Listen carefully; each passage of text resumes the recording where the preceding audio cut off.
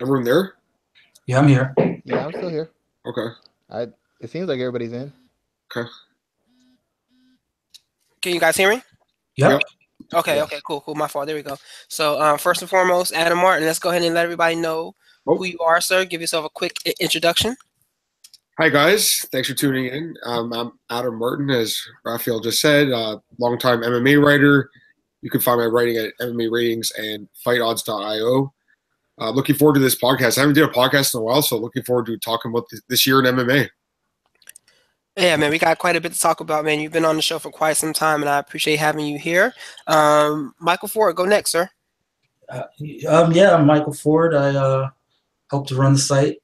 I'm going to try to get into some more podcasting in the coming year, but I'm kind of a lapsed fan in a certain way, but kind of a hardcore fan in another kind of way.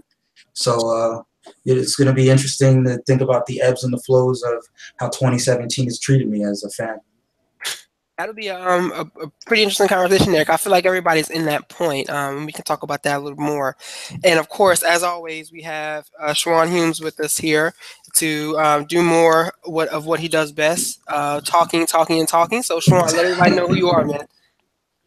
Yeah, I'm Schwan Humes. You see me on Twitter at Black Jordan Breen. I write for MMA Ratings. That's the first guys who gave me a shot at writing, and I've actually picked up a couple other sites. I write for Combat Press, and I write for Severe MMA.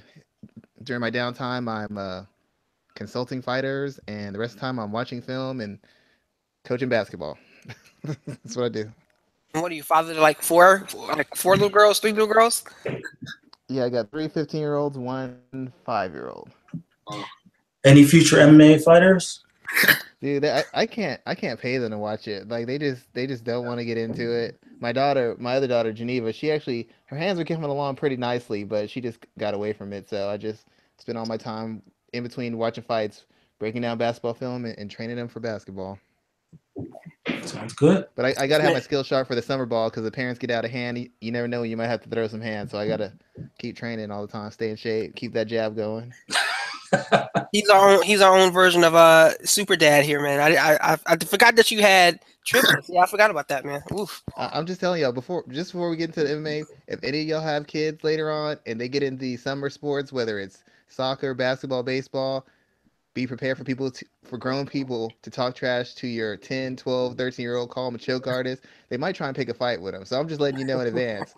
When that eventually happens, you need to be prepared for confrontations because it gets that bad during the summer. I mean, so we are basically all purpose now because we're not only talking about MMA now, but we're also giving parenting advice. I mean, we might as well add that to our resume too. Oh yeah. So let's go ahead and I can do a little bit of it all.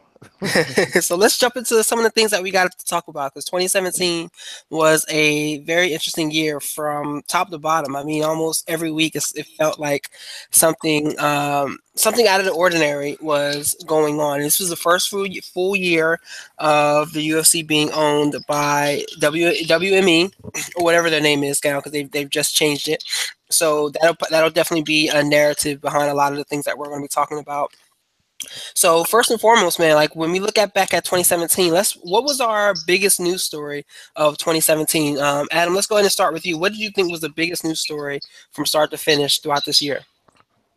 Okay, well, I'm curious to see what you guys chose, but I chose Conor McGregor crossing over to boxing. Yep, co-promotion. Yeah, I feel like this just dominated the year. I feel like it was a down year for MMA in general. Like there really wasn't that many like quote unquote big fights. And like I mean, you could look at the John Jones fight, then he tested positive, right? I'll talk about that later, but that was probably the biggest fight. I guess the GSP return. Other than that, there really wasn't much, and that's I think mainly because Conor went to boxing and his big fight this year was over there against Floyd. I mean, no, but you make a good point about Jones though. I mean, if we forget about that, I mean, Jones came back. He triumphed over Cormier, became this huge thing, but then immediately went away. Yep. And now he's probably gone for good. It's crazy, right? That's the thing. Like, I'll talk about that later. when you talk about disappointments. But yeah, that's unbelievable that happened. But I mean, people are talking about that, and people are like, "Oh, John Jones is back. He's the GOAT." And then all of a sudden it went away, and then people were talking about Conor again, even though he never fought in MMA. So I want to hear what you guys have to say. But yeah, I think the boxing match, man, honestly. Yeah, I have to agree. Go ahead from there, Schwan. Go ahead from there. I'd have to agree. It was the biggest story. I mean, there wasn't anything else in mixed martial arts that came close to it, not generating the interest or generating the money. I mean, the biggest story, MMA story, was the biggest star in MMA got his biggest paycheck from being in a boxing match. That's the biggest story of mixed martial arts. That's where you started having fighters and fans talk about like what's really going on with this. Like every other discussion we had about money, about taking care of the fighters, a lot of that stems from seeing how well Connor did and how much money and how much fame he got from fighting in boxing instead of mixed martial arts. Like the majority of people who know him more as the guy who fought Mayweather than they know him as a UFC champion. So that kind of fostered all the other conversations that are related to the business side of mixed martial arts this year. And if you really think about it, it's pretty much a repudiation of the whole logic on, the house of cards that the UFC was built around, which is that they run their business better than boxing. They give fans the fights they want to see. They are the real sport. Boxing is a sideshow. All of that came crashing down this past year. So what about you, Mike? That was never true. That was never true. What would be the big news story that you would pick out? Oh, I mean, it ties to that. I was just saying co-promotion. It was the idea, not just of the UFC going outside of itself and recognizing that in order to make the biggest possible fight, it had to extend past itself, but also had to extend into boxing. That there wasn't a fight in MMA that could be bigger than Mayweather versus McGregor in boxing. I think that even if they had somehow been able to make that fight happen in the octagon, it would have paled in comparison to how big it was in a boxing ring. There's too much history behind it. There's too much, meta sports narrative behind an MMA fighter versus a boxer in boxing, let alone all of the racial stuff and the cultural stuff. I mean, it was just for a couple months there, it controlled not just the combat sports narrative, but it had the whole sporting world, paying attention. And in the UFC, nothing it did, even measured up, even came close to measuring up. Yeah, I mean, I'm not going to disagree with you at all, and you'll be hard-pressed to find anyone across the industry that would say that this wasn't the biggest story of the year. I'm going to kind of segue to a different spot because I think that the biggest story, and just from my perception of it, is kind of like a culmination type story too, is that the fighter pushback on UFC as a whole was a huge story because we saw it in so many different ways this year, and I think that from so many different people, and I think that that's going to be the continued narrative going into 2018, especially with the television deal coming up, because fighters are just sitting back and waiting to see just how much the UFC gets. At the end of the day, how much does the UFC get? Because they're going to want their portion. So I think what is starting in 2017, I think that just the fighter pushback is a story I'm going with from the year. Well, I mean, I think that's an important story, and I think there are actually sort of two ends of the pull in that story. The first part was what happened last year with the UFC getting sold for $4 billion. That valuation had to be based on something and had to be based on a lot of factors, most being that the fighters were being woefully underpaid. So the new management came in with a set of assumptions, one being that they would make a certain level of profit, and that profit was tied to cost being so low. But what that means for fighters is they saw in black and white how badly they were being taken for a ride. But then this year you have a fighter take his career upon himself. He didn't really need the UFC. The UFC needed him. Conor McGregor took over the UFC, and in doing so, showed fighters that they've been doing it all wrong the whole time. And I don't think that the ramifications of that are, have even begun to be felt. Yeah, I'm definitely one thing about. Hello? Go ahead, Sean.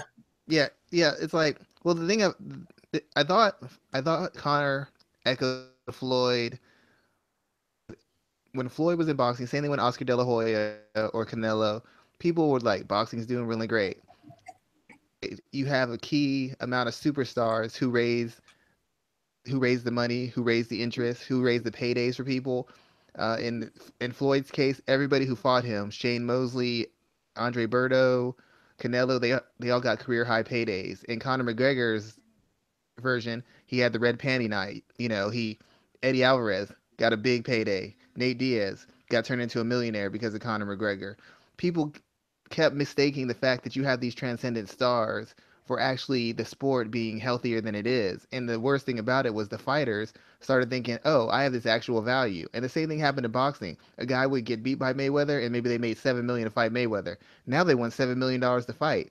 You're not fighting Floyd anymore. No one cares about you outside of this person's sphere of interest. And even though Conor set a good precedent for what to do, the fact of the matter is if any of these guys were really following his lead, they'd be establishing their own brand to their full ability. They'd be doing as many interviews as they could, and they wouldn't be mentioning his name. They give him the power. They know that they don't want to do all the interviews. They don't want to touch all the hands. They don't want to be on every podcast. They don't want to be in front of every camera. So they try to shortcut it by, Conor's a punk. He's afraid of me. He's ducking me. Nate Diaz, don't be scared, homie. All these catchphrases trying to generate interest that they can't generate in and of themselves. And by doing that, they give more power to the guy who already has power. Nate Diaz has a ton of power because guys keep on saying Nate's ducking me. Conor McGregor has even more power because he hasn't fought in like a year, and guys are still holding up their entire careers to get a shot at him. Guys got title fights coming out, and they're talking about rematches with Conor McGregor. You have a title fight coming up, man. Don't worry about what Conor's doing. He ain't worried about you. I still say a lot of these guys, when it comes down to it, they see what he did, but they don't want it like he did. They're lazy. And it's like Ronda Rousey said, everybody wants my fame, everyone wants my title, nobody wants the media obligations. Nobody wants to fly all over the country. Conor McGregor said the same thing. Floyd Mayweather said the same thing, and they're right. And I remember I heard an interview by Dominic Cruz, and he said, a guy like Uriah Faber shortchanged his career so that he could have a presence in mixed martial arts. He could have a brand. So many of these guys, they're not willing to either shortchange or maximize their career by establishing that brand. They just try to, well, I want to fight him. I want the money fight. Become the money fight. Draw interest in yourself somehow. But everybody keeps on complaining, they're not treating me fairly. You don't have a fan base, man. Nobody wants to see you fight. They might want to see you fight Conor, but they don't want to see you. They'll take anybody fighting Conor, just like they'll take anybody fighting Floyd. And these guys don't understand that. And I understand where they feel frustrated and they feel they're being looked over, but none of them are taking their own careers into their hands and setting themselves up to be the money fight, to be the star, or at least be as big a star as they can. They keep trying to take shortcuts. I want Conor. I want whoever's ahead of me. That's not how you become a star. That's not how Conor became a star. That's not how Ronda became a star. That's not how anybody who's a star became a star. They got their own movement. They didn't just go for the biggest gun. They had their movement going before they called out a name. All these people just want to take shortcuts, and that's why they're not getting the money they want. That's why they're not getting the opportunities they want. They haven't established themselves. Did you guys see that interview with Dana and Brett Okamoto today at ESPN? Man, I saw it, and I'm doing my best to not comment on that. Like, I was totally confused. Like, when I read it, I was thinking, I was like, well, maybe he's upset because Conor hasn't defended a title in a year. And then I reread it, and I'm like, no, he's claiming that Conor has defended a title in the last year. I was totally flabbergasted. Did he use the phrase fake news at any point? Because that's what I'm waiting on. He called out the haters, like the haters calling for the UFC to strip their golden boy. Listen, he doesn't deserve to hold the title anymore. They have to strip him. It's been like 13 months since he won it. There's no intention. Apparently, Dana said they're trying to get him to fight next summer. That's another 6 months from now. Like, it's just not right, man. Like, look what GSP did. He had no intention of defending the title, so he dropped it off. Let the other guys fight for it. Like, if you're a fighter coming up and you're working your whole career to win the belt, like, and there's no belt to win, I mean, it's just like, what are you doing with your life? It's not right, man. Like, I understand he's their guy, but to me, he's never going to defend that belt. Like, I don't ever see him fighting Ferguson or Khabib. Those guys would both beat him, I think, too. He's better off fighting GSP in a super fight. You know what? I get you guys' point, but I guarantee you, whoever wins the legitimate title, what's the first thing out of their mouth? Conor, why are you scared? Yeah.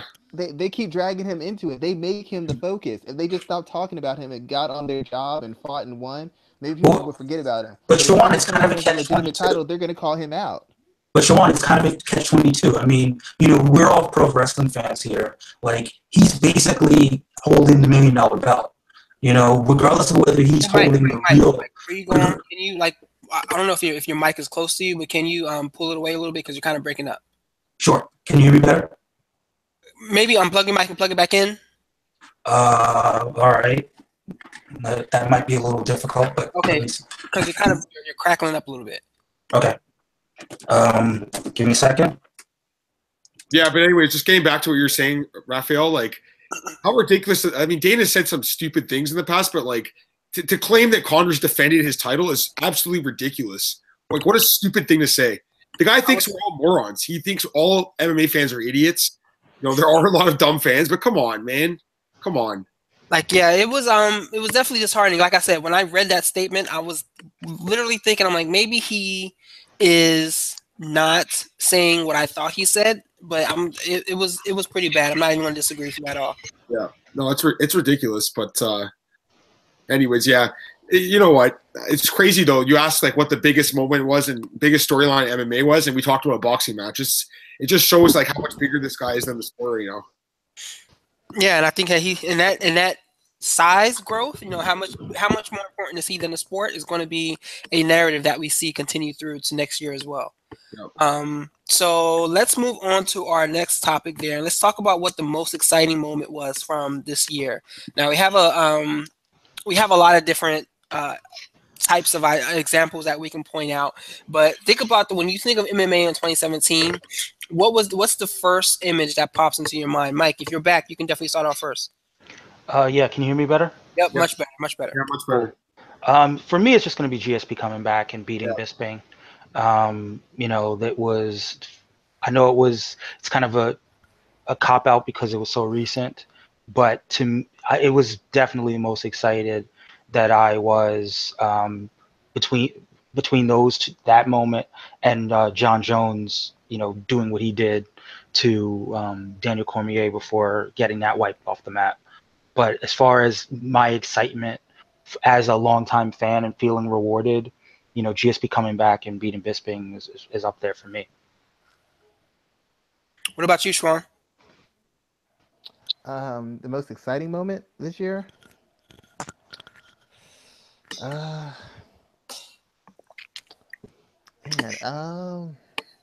right, we'll come back to you, Adam. Yeah, go ahead.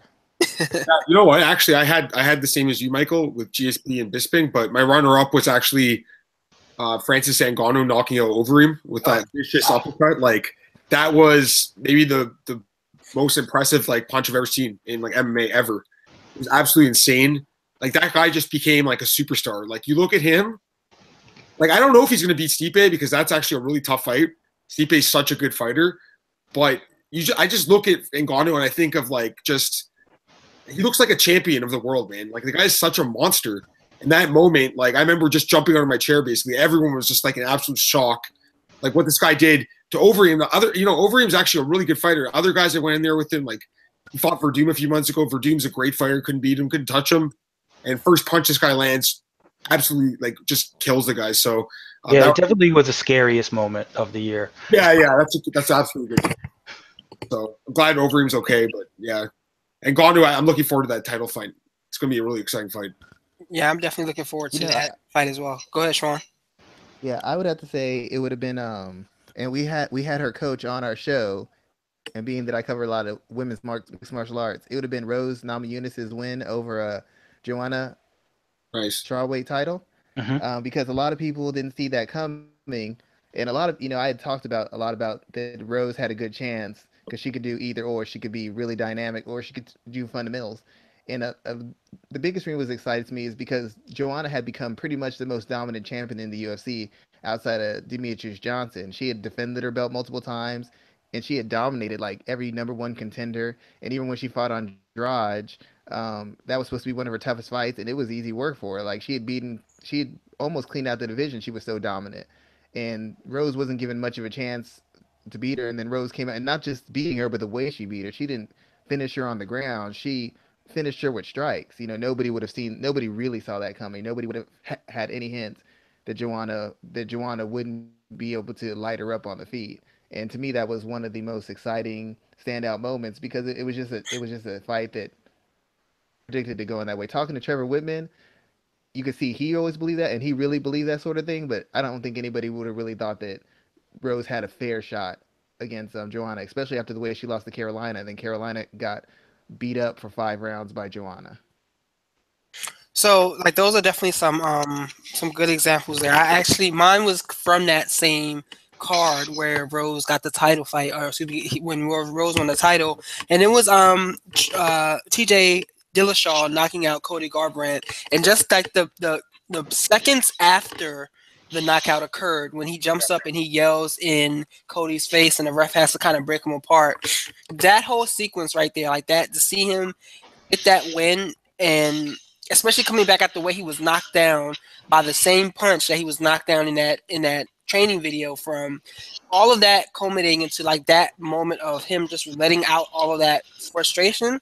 That's kind of the moment that pops into my mind first, just because that was an epic picture of first and foremost. But like that whole moment is like something that I really took away from this year. Yeah, So the one thing I liked about that was how real the intent. Because usually, they build up these fights in a knockout, and then it's all good. And in the post fight conference, it wasn't all good. Right after the fight, it wasn't all good. 3 months later, it wasn't all good. They were respectful, but they don't like each other, and they'll fight, and they just don't have any like a real respect for each other past a certain point. And I kind of like that because I hate when they build it up. These people really don't like each other, and then 30 seconds later, they're hugging and yeah, we're just trying to sell a fight. I like the fact that it was that authentic and it was that deep. Yeah, it was, The only mistake they made is they didn't play Taylor Swift's Bad Blood on the walkout for the commercial. Song fits perfectly. Listen to the lyrics. It fits perfectly. We used to have Mad Love. Now we got Bad Blood. How do you miss that? I don't think want to pay that ass cap. we'll see a rematch eventually in that fight too. I think like not I don't think it should happen next, but maybe in a year or so. Like I hope that TJ fights Demetrius Johnson next. I really want to see that fight. We'll see Yeah, if what Cody happens. doesn't work on using his jab consistently and Yeah, it ain't ever gonna happen. yeah. I don't He's know. gonna I get picked TJ. dropped a lot more times. Yeah, Cody. His first fight as an amateur got KO'd. And I remember seeing that a while ago. It was just like, wow, gotta work on that. But anyways, what's the next one, Rafe? yeah, man. So the next one we have is most disappointing, and I'm gonna go ahead and start because I haven't started one this year. But 2017, the most disappointing moment, I guess, is a series of moments that have occurred this year. But to me, it's I'm not gonna go with the staple of John Jones failing a drug test or anything like that. I'm gonna go with the propensity of UFC fighters dropping the F bomb, the gay slur version of it, and it's almost like it's second nature to drop that word as a way to disparage your opponent or disparage someone that you have a disliking for. I mean, we've seen Conor McGregor do it twice. Yep. We've seen Cody Garbrandt do it. We saw Fabricio Werdum do it. Jorge Masvidal. I mean, like the list goes down and down the list. And it's not the women, but it's the men that have this issue, and the UFC has yet to come out and say something about it or necessarily punish someone in a substantial way. If you remember what they did to Miguel Torres over his rape van joke all those years ago, they fired him the next day. But they're allowing guys to continuously disrespect a market that spends money and that would be willing to spend money within the marketplace. I mean, Dana White pushed for Dakota Cochran to get onto into the Tough House just because he wanted to build that story up about Cochran doing gay porn years ago. So like they are like it's unfortunate the way they have not addressed this sentiment of hatred or just this usage of this term so relevant within the sport. It has they've been mum on the word, and that's unfortunate. That's very disappointing to me.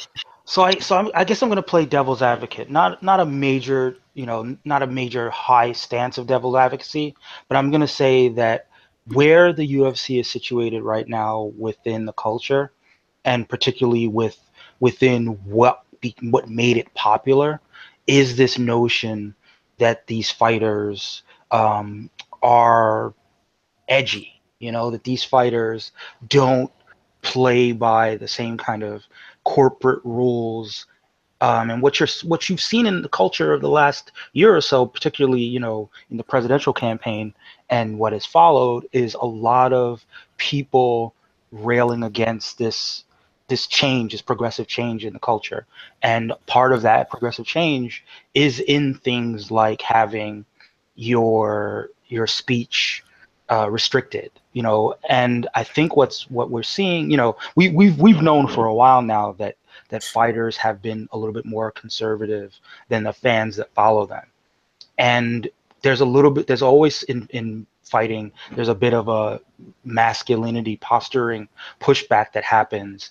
And I think what we're seeing is fighters not having the language, the linguistic skill set to articulate that sentiment without crossing into territory that has, in their minds, I would say, rapidly become dangerous to them.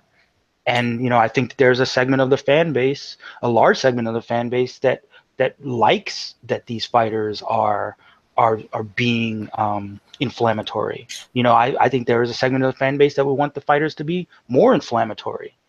And I Um, think I'm not gonna disagree with you there at all. Like I definitely don't disagree with you about the fan base being acceptable, or excuse me, or being accepting of such action. I'm not gonna disagree with you about that at all. However, if we sent on the cover of GQ magazine, Mhm. if somebody played Conor McGregor's rampant use of faggot to GQ and the individuals who are in charge there, I doubt he would have been on the cover of uh, GQ magazine. So I guess the conversation isn't really for the people who are going to watch the sport. It's for the advertisers who are willing to give the UFC their money to be able to position themselves within the Right. growing promotion. Because but I those but I think advertisers, that's when they see that, they're not going to want to have anything to do with them. right, but I think that's part of the balancing act, because I think that if you're a fighter, going back to what Shawan was talking about a few minutes ago, if you want to angle your way into a big payday against Conor McGregor, and you believed that calling him the F word would get him that fight faster, I think there are a lot of fighters that would be willing to compromise their integrity, from a pure um, business, I want to make money and I'll clean it up after the fact perspective. I You're think 100% right. I think that's part of the performance of it. I think that's Look at Kobe Covington. He yeah. called all the Brazilians a bunch of animals. He doesn't really believe that. That's not what he really thinks. But he's going to say it because it's going to get a response. It is Yeah, going to it's make him almost into the like the bad chael guy. sonification of the sport. You do what you say what you need to say in order to get the airplay. And if it means that you've generated controversy, if it means that you've crossed lines of propriety, it's these fighters are willing to cross the lines, especially because it's not like the UFC has ever been consistent with any kind of code of conduct. It's not like they've ever had a system where if you say one word, you're automatically going to be taken off a card or automatically going to be suspended. I mean, even the issue with Miguel Torres, I don't think it was immediate. I think it was after there was um, some pushback. I mean, they've signed guys who were currently had courts or had domestic abuse, assaults. Yeah. They had Rampage when he went crazy and drove. I mean, some of the stuff they've allowed guys to fight in their organization with Yeah, go remember far beyond Tiago? Remember Tiago name calling. Silva? Yeah. Just shoot off. Oh Right. yeah, yeah, true. I mean, And you had it. so go ahead, go ahead. Well, I'm saying I think you had Dana White even defending him in that instance. I mean, so because of this lack of corporate culture, you've got almost a free for all attitude with the fighters, where they figure anything goes in terms of selling a fight. And I'm not sure how you reconcile that with the idea that they're professionals and they have to be held to the same standard that people in the big four sports are held to. They Then I don't think because that it's a niche sport, and this isn't just MMA. Floyd Mayweather said some derogatory things about Asians. He's made comments towards. I think he's said certain comments, and he has gay friends, but he's made comments too. He said all sorts of things. Is this what you do to create interest to cross the line? Because some people believe any attention is good attention. And with the UFC being a niche sport, they need whatever they can to stand out. If this was like a real big sport, half the stuff that these guys have done would be all over sports centers and begin to get guys fired and suspended, but they only get suspended and fired for the most egregious things, Right. getting PEDs, And of course, running the into a flip side foam of that, hole, all that kind of stuff. and of course, the flip side of that is that in the big four sports, they don't need to be saying that kind of stuff in order to get the publicity. They get it automatically.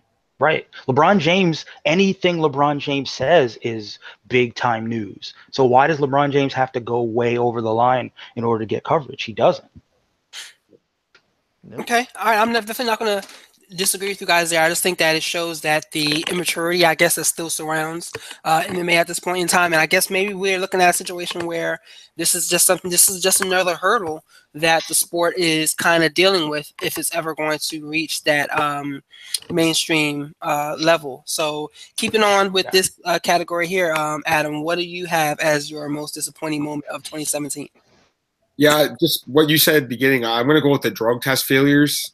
So we had John Jones, obviously, just right after knocking out Cormier, basically highlight reel knockout, one of the greatest knockouts probably ever, and then test positive a second time. So that was very disappointing. And Anderson Silva as well, another guy who tested positive. And the one that really kind of shocked me, to be honest, Junior Dos Santos. Just I never really thought about him like that way. I mean, I know the thing is, like, I think a lot of us were naive for all these years, thinking that our favorite fighters weren't juicing. But I think you saw his death expose a lot of guys, and a lot of these guys were taking, PEDs the whole time or whatnot. But it still comes as a disappointment to me every time I hear about it, man. Especially for fighters I respect, like Jones and Silva, JDS, guys who I consider like some of the greatest fighters of all time. When you hear them give their drug tests, it's very sad, and it's even worse that none of these guys will accept responsibility for it. It takes a very rare person to accept responsibility. I think like Brian Ortega a few years ago, he tested positive and he came out and said, I took something I shouldn't have. I was trying to gain an advantage. I'm going to serve my suspension. Like, obviously, it's not good that he took it, but at least he's like, not lying about it. Like, I don't believe Jones at all. I don't believe him at all when he says, he was taking sex pills or whatever he was taking. Anderson Silva. But again, it's always disappointing when I hear about it, man. It really is. I mean, Adam, to that end, I mean, I agree with you, and I think that there has been a lot of damage done to the sport by its top stars testing positive in such, rapid succession. How long do you think it will take, if ever, to kind of restore a certain amount of credibility, or maybe not credibility, but respect from mainstream fans, to this, compared to this idea that you're just watching a sport that's filled with rampant juicers? I don't know, man, because guys have been taking stuff for forever. I mean, I've been a fan for years, and I remember when I was younger, I watched Pride. Like, these guys were juiced out of their minds, and I didn't even realize it at the time, right? But now you realize, especially when you saw all these random tests, you realize what these guys were doing. But I think in general, PEDs are a problem. But again, you look at a sport like baseball. I mean, PEDs was a major storyline in the 1990s and the 2000s, and it took some years for baseball to get over. I think they're finally starting to get over, but still, people have that asterisk placed against the sport a little bit, black mark. And I think this is the same with UFC. So we'll see, man. But it's never good when the best guys test positive. Like, I'll be honest, like after that GSP Bisping fight, I was just waiting to hear the news that GSP failed his USADA test. Like, you never know at this point, man. Everyone's a suspect. Yeah, and that's not how you build stars. That's not how you maintain stars. If even after, one of the most exciting moments of the year, you're holding your breath, and praying to whatever gods you believe in that the fight doesn't get marred by a positive test. Yeah, I mean, you're all definitely right there on that. So, Mike, what has been your most disappointing moment from 2017? I mean, we've touched upon it. To me, it's got to be Jones. It's got to be Jones, because we were already dealing with what we were dealing with Conor McGregor. Jones, turned Daniel Cormier into a meme, and then he calls out Brock Lesnar, and everyone's collective juices started flowing for the possibility of this massive fight that would maybe reinvigorate the sport in the second half of the year, and then it's all down the drain. completely down the drain. The best fighter of all time is probably a cheater. The best fighter of all time is probably never going to fight in the UFC again. And it's just such a deflating moment that it cast a pall over the rest of the year, I think. It's sad, man. And Anderson Silva too. I mean, he's looking at what 4 years himself, right? Like the two greatest fighters, arguably ever. And they're both out. And you look back at their careers now, and you have to look at it and wonder, were these guys taking, substances they should have been taking the whole time? Is that how they became so good? It's sad, man. I don't want to look at the sport like that. Like I don't anymore. But in my old place, I used to have posters of these guys on my wall, man. And I looked up to these fighters so much, man. Especially when I first started covering the sport. And I still look up to the fighters because I respect what they do. It's such a hard living to make. But man, it's so sick thinking that these guys are getting by like chemically enhanced. It's terrible, especially considering how much damage you could do. Like, I mean, that kick from Jones, I mean, that's just a brutal kick. This sport is not forgiving, man. People get hurt, and guys are. It's not, you're not hitting a ball out of the park. Like you're hitting someone in the head, and it's the amount of damage you can do, and then you get caught. It's crazy. Yeah, I mean, you look at a sport like professional football, which it's dealing with its own issues, Yeah. but one of the issues that even football's dealing with is this whole, black cloud of traumatic brain injury. Yep. And what the long-term effects of playing football are going to be. It's like a ticking time bomb that's waiting to explode. And in combat sports and MMA in particular, it's right in your face. So even at a time where you have a fan base that's being kind of retrained to try to learn to appreciate the athleticism of the sport while recoiling a little bit at how, the cost of this violence, you have a sport like MMA that is, violence and art, but it's hard to tell yourself, and it's hard to tell new people who are kind of dipping their toe into the sport that it's something that's worth following when you have PEDs that feed into their perceptions of how dangerous the sport is on its face, but then even more dangerous. I mean, think about something like we talked about Francis Ngannou and how that was one of the scariest moments of the year. For a non-interested party might say, well, how much of that had to do with PEDs? I mean, he didn't test positive. That's great, but what if he tests positive a year from now? What if he tests positive 2 years from now? All of our moments kind of get tainted. Yep. What about you, Schwan? How do you feel about 2017, and what was your most disappointing moment? The most disappointing thing to me was how long it took for the fighters to realize they're not doing a hobby. This isn't like something they do for free, and actually realize this is a business and they needed to treat it as such. Yep. Routinely over the year, I've seen guys take short notice fights with guys who miss weight, or guys, or meet to these ridiculous catch weights.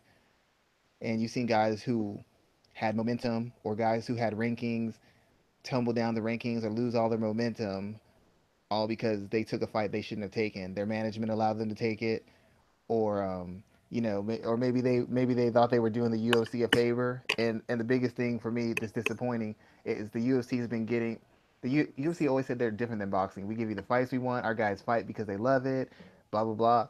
That was never true. It was always a business, the UFC, but they sold it as a lifestyle and a thing about honor and a thing about competition.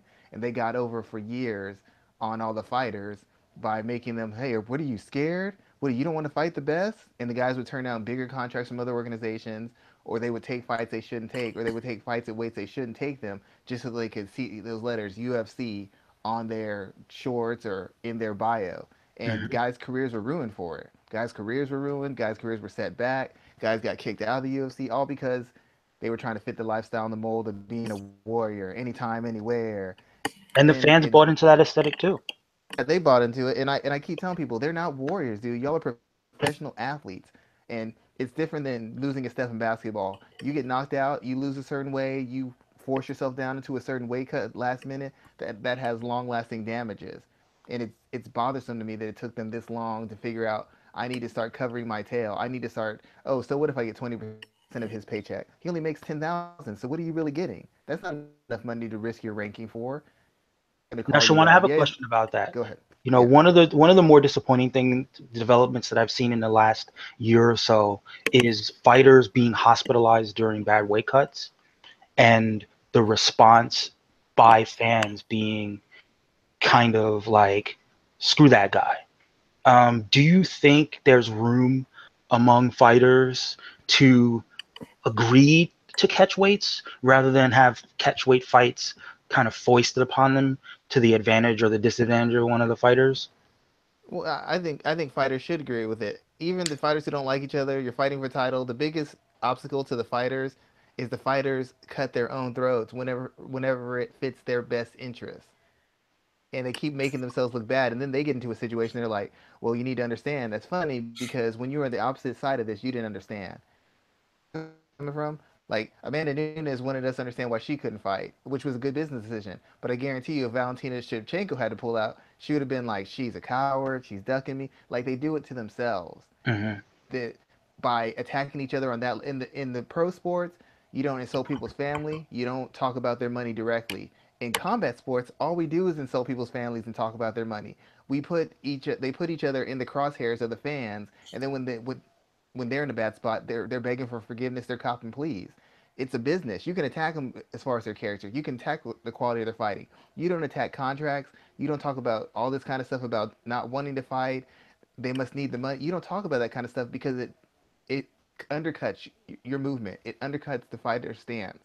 And these fighters are just now starting to get that. But the UFC's been around and they've already made their money and they've sold themselves. And y'all are still getting run into the ground for lower pay, and you're still begging for bonuses because you won't back each other up and start playing it smart and make agreements within yourselves to fight to catch weights, or just turning down stupid fights, or not taking short notice fights. You're not doing them the favor. UFC doesn't think you're doing me a favor. They think you're doing their job.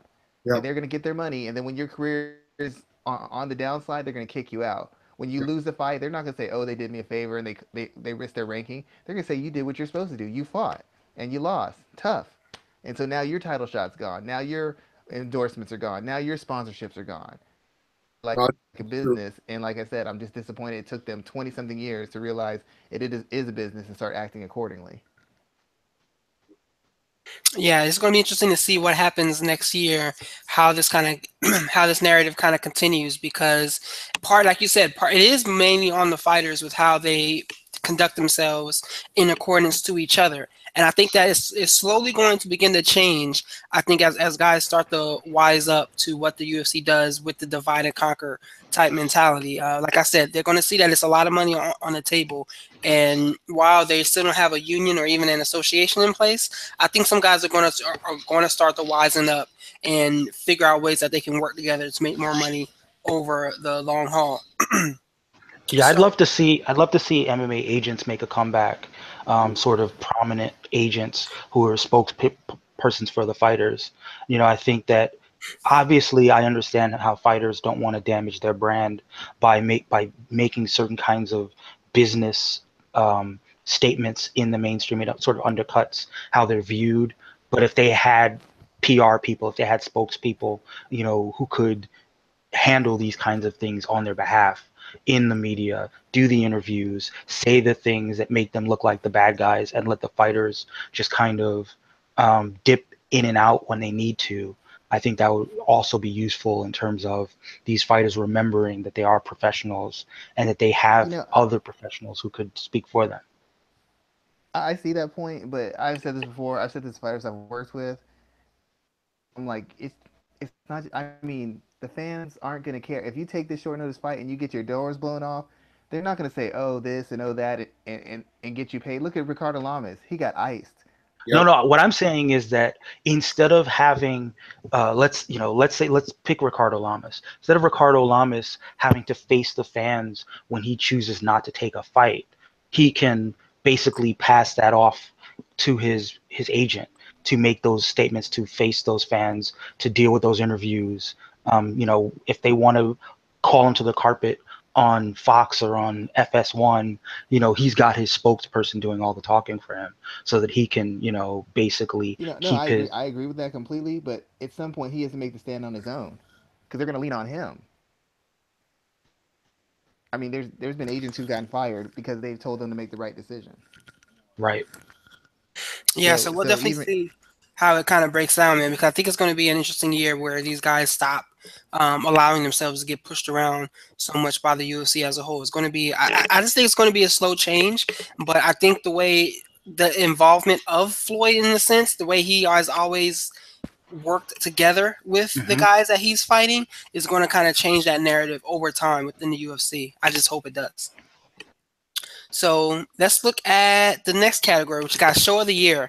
And I think this is always a hard one to me because I have a hard time remembering an entire show from top to bottom. But from 2017, Adam, what was your big show of the year? What was the one that stands out to you? I got to go with UFC 217. It was an amazing card. 9 finishes out of like 11 fights. That's an absolutely insane ratio of finishes. Like the first fight of the night was the crazy spinning back elbow. Then you had a couple knockouts. You had the OSP knockout on the undercard. You had that crazy fight with Wall Harris with that legal head kick.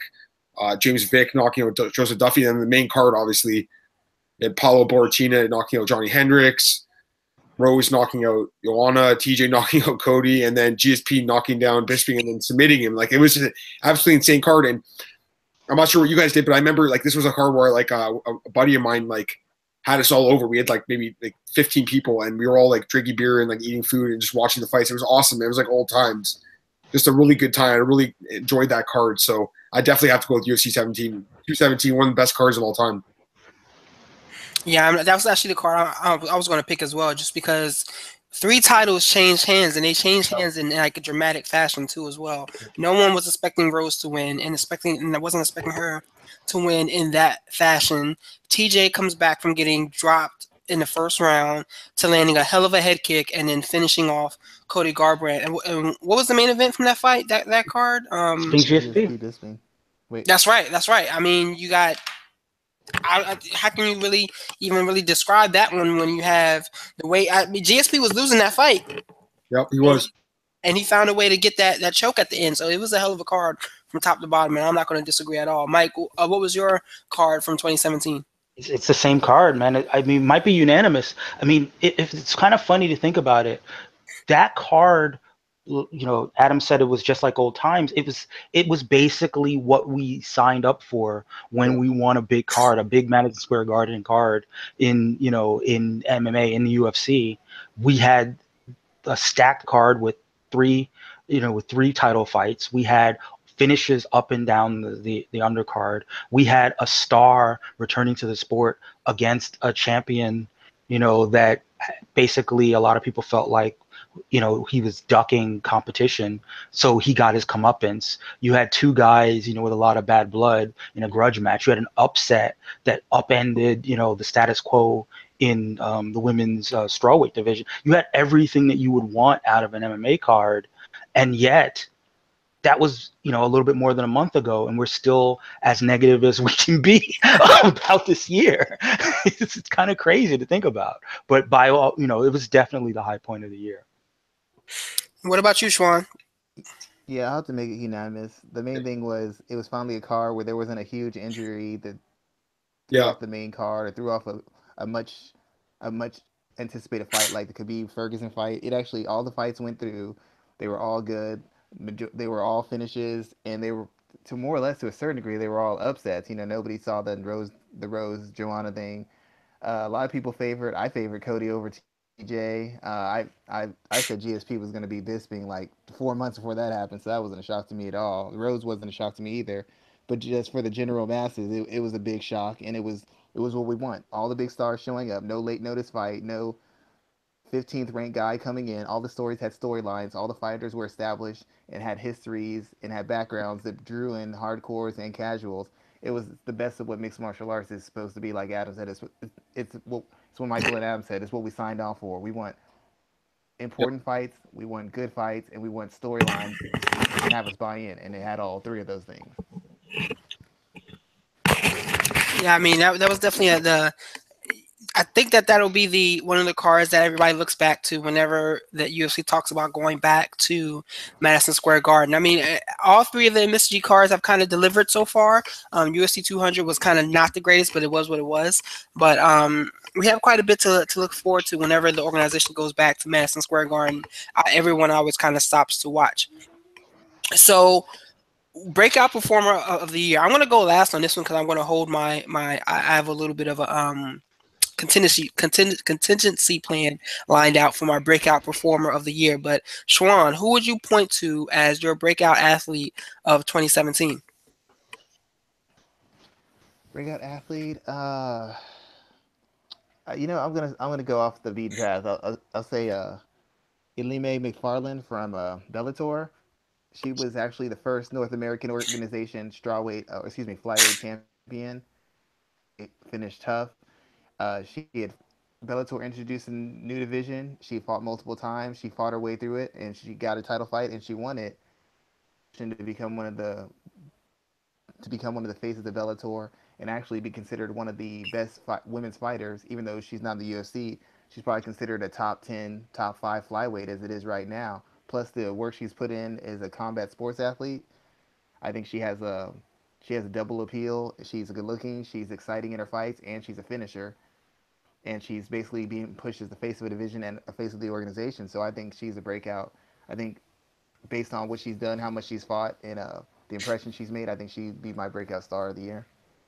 That's a good pick there, man. That's definitely off the beaten path, and she's someone that I think we need to have her on the show at some point in time, especially to talk about what she does in combat sports. But yeah, I can see. You gotta talk to Viacom. I talked to her a little bit. You gotta talk to Viacom to get to her. Yeah, I've heard. But, she's definitely someone that has drawn a lot of attention especially since the soccer mom fight from years ago. So, Mike, who do you have as your breakout performer of 2017? Well, I hope this qualifies, but I'm going to go with Francis Ngannou. I think that he's basically the hope at heavyweight. He's the guy who looks like a world beater. He's the guy who's been running through competition and murdering people, and he's got that chance in a couple months to fight for the title. And I think that he's a guy that can kind of put the division on his back. Who knows who will emerge as far as people for him to mow down. But, if you want to think about a guy who casts a fearsome shadow and can put together a highlight reel and make people care about one-sided beatdowns in heavyweight MMA, he's probably the guy. And, he did it all on the strength of, killing people this year. Yeah, man, that Adam mentioned it earlier, but that knockout of Overeem was just absolutely, like, for lack of a better term, it was jaw dropping. Like my brother, who doesn't watch MMA at all, was sending me the gifs of it. Like, what the hell happened? And it was a moment that kind of got everybody to stop and look. What about you, Adam? I have a question about Ngannou. Go ahead. Let's just say he beats Stipe and he becomes a huge star. This is really gonna hurt Tyron Woodley's thought that the UFC can't push minority fighters. It's gonna be like, nah, Tyron, it's just you, dude. You're not excited. Yeah, that is until Ngannou shows up at the press conference in his African garb, talking about the slave trade that's going on in Africa and pisses everybody off. Yes. Off. So I don't know. People seem to like the fact he wanted to fight Nazis. So we'll see how long it goes until he shows up and says the wrong thing about somebody and everybody will be pissed off. What about you, Adam? Yeah, I'm actually gonna pick a woman fighter too. But okay. I'm having a hard time choosing between two fighters, so I'll just mention them both. The first one would be Nico Montano. She's the UFC flyweight champion right now. Like, I'll be completely honest, I had never heard of her until The Ultimate Fighter. She had previously fought in King of the Cage. Actually, she had fought in a regional show earlier in January and lost. But the UFC obviously saw something there, signed her, and she went through the tough house, won 3 fights, and then beat Roxy Modafferi to win the title. So, I mean, considering like I had never heard of her, and now she's a champion in the UFC, I think she's definitely, a good contender for this award. And the other female would be Cynthia Calvillo. Yeah, another fighter that honestly, like, I really hadn't heard of. She was fighting in Legacy, so that was a good start for her. And then she comes to the UFC on short notice, and then beats her first opponent, and then now she's 3-0 in the UFC. She's still undefeated in her career, and she's fighting Carla Esparza at UFC 219. I think she wins that fight. So, considering she was working apparently at the Cheesecake Factory like earlier this year, now she's like probably one fight away from fighting for a UFC belt. That's pretty impressive. So I think both those ladies were extremely impressive this year, and both deserve the award. So I'm gonna go with Cynthia as well. And the thing that's probably most interesting to me is that if she wins this weekend, she would have won five fights this calendar year, 4 in the UFC, 1 outside, and she's looked great in every single one. Like I said, we still have to see what she does against a tough Carla Esparza this weekend, but yeah, she's my pick there. And Adam, I want to kind of talk about Nico for a second there because I'm still not sold on that women's flyweight. No, it's not that I'm not sold on the women's flyweight division. I just feel like the way they set that show up, they set the winner up to drop the belt to one of these top contenders that they're really ready to pull out of their hat. I mean, you have Valentina Shevchenko fighting early next year, Jessica Ai fighting early next year, Paige Van Zandt.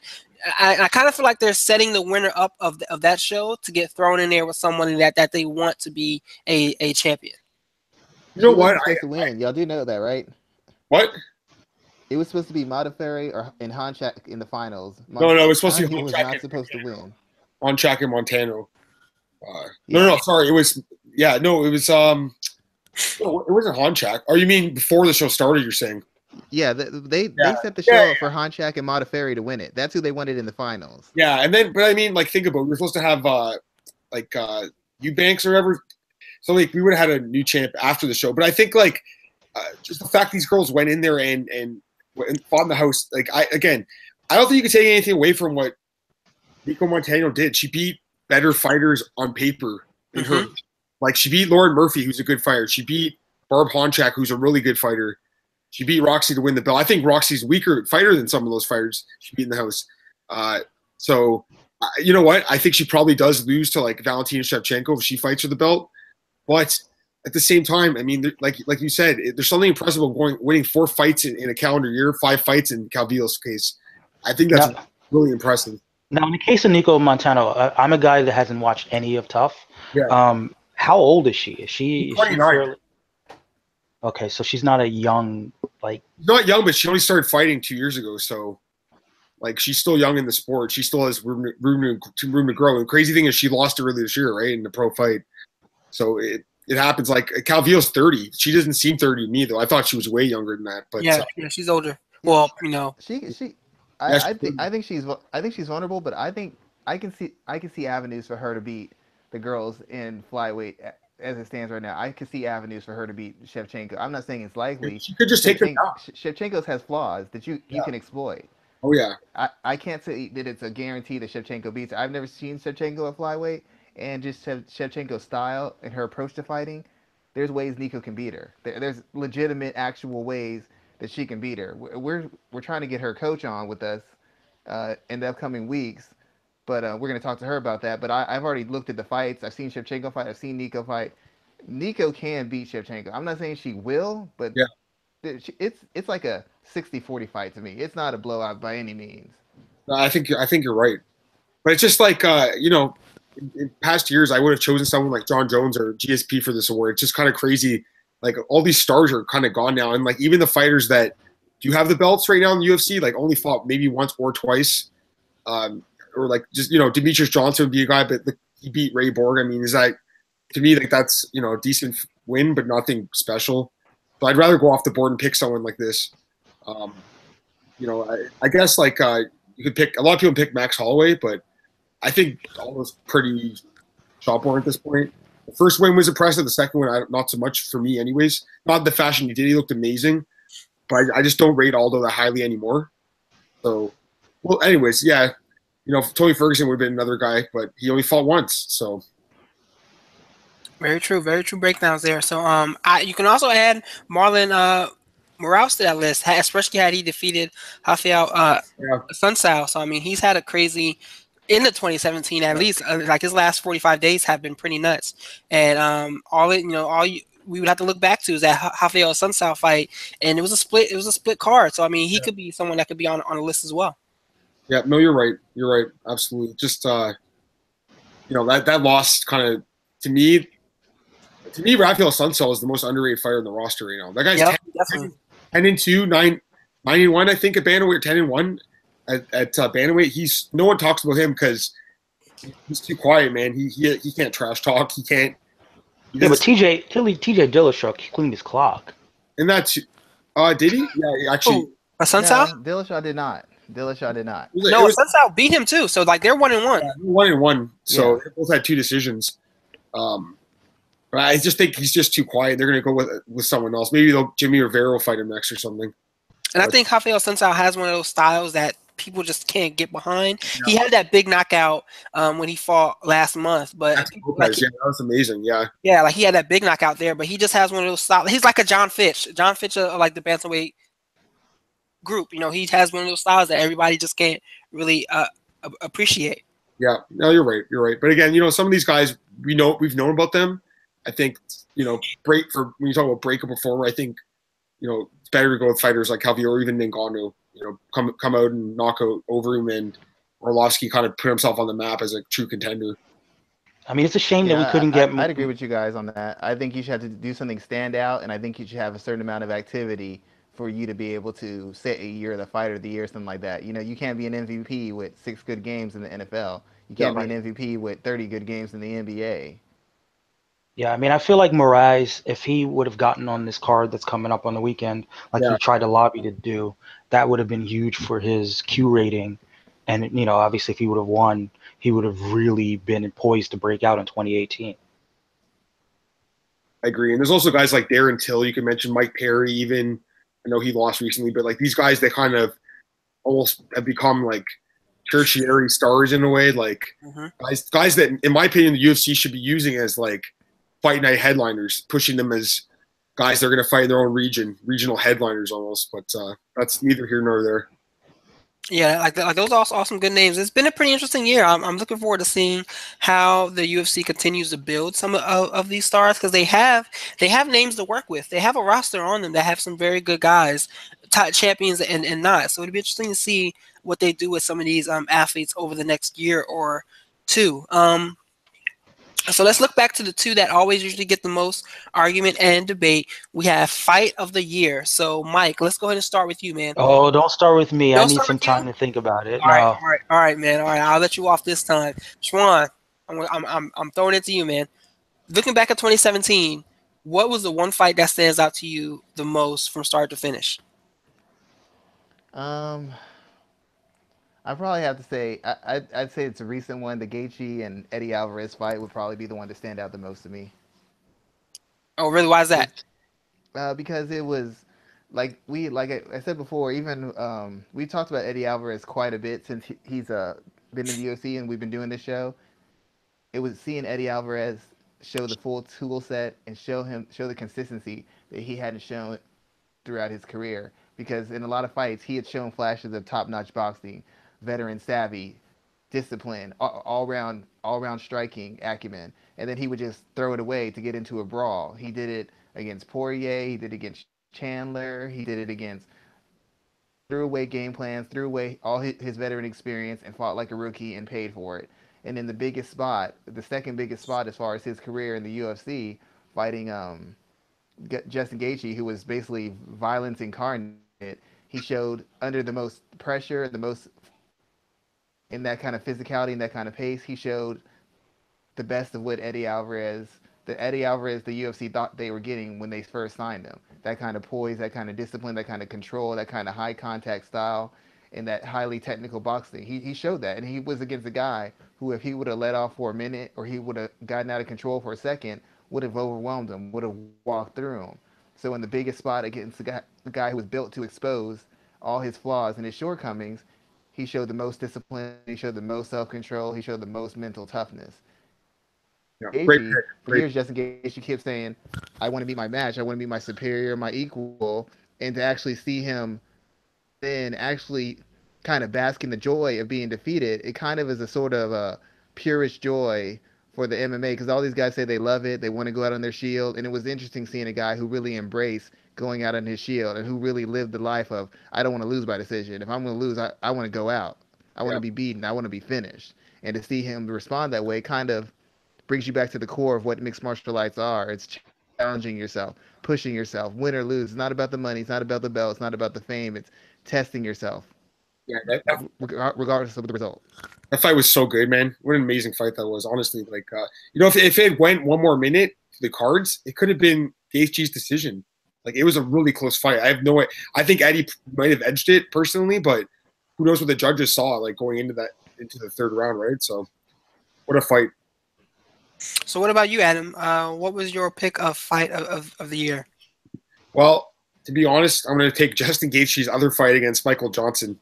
That fight was so amazing. That fight was absolutely incredible. Justin Gaethje, talk about favorite fighters. I mean, I think he's right there for me. Like, I love watching this guy fight. Like Sean said, like he's everything you want in an MMA fighter. The guy is just so battle hardened. He's just there to fight, man. He's there to scrap. He's there to put on a show for the fans.